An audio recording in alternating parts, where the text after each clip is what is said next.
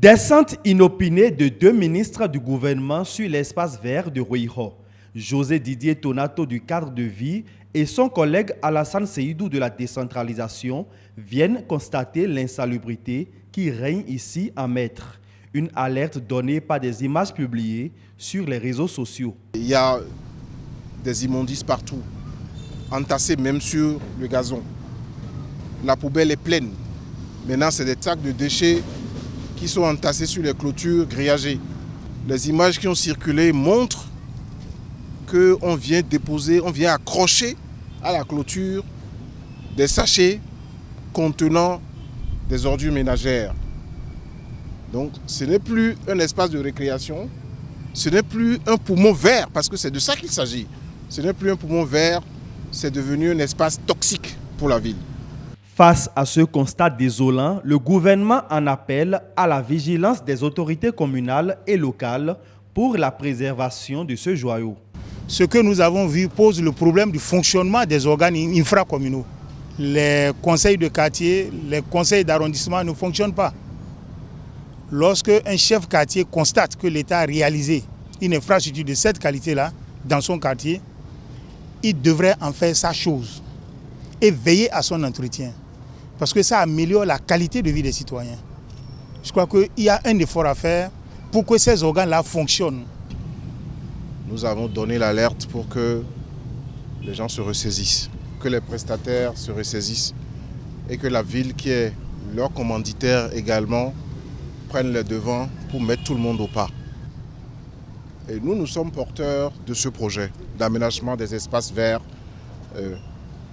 dans la ville de Cotonou, autorisé par le gouvernement, donc par le chef de l'État. Et le gouvernement a mobilisé des ressources importantes, des centaines de millions, pour montrer et préfigurer de ce que le projet asphaltage va être dans quelques mois. Je voudrais rappeler ici que aujourd'hui nous sommes en train d'emblaver 80 km dans la ville de Cotonou. 80 km de voirie, d'assainissement et d'espaces verts. Ce qui s'est passé ici, c'est que nous avons tenu la main pendant 18 mois avant de passer la main. Et depuis bientôt 1 an que la main est passée, cet espace se dégrade. La municipalité de Cotonou promet de corriger le tir en impliquant davantage les chefs de quartier dans l'entretien des espaces publics. Pour le suivi, c'est les élus locaux qui devaient prendre la relève, mais à ce niveau-là, il y a cette défaillance et la haute autorité qui regarde tout dans le pays, qui met un regard critique sur tous les chantiers qui se développent dans la ville et nous a alerté pour dire que ce n'est pas bien. Et il faut qu'on se réveille pour reprendre de façon consciencieuse les missions et les assumer avec professionnalisme et avec patriotisme. C'est dans une certaine angoisse que nous poursuivons les projets si nous n'avons pas le prolongement nécessaire au niveau local pour que l'entretien soit assuré. Si déjà avec les espaces verts, on a de tels comportements, on risque de voir pire avec les rues qui sont en train d'être construites dans le cadre de l'asphaltage.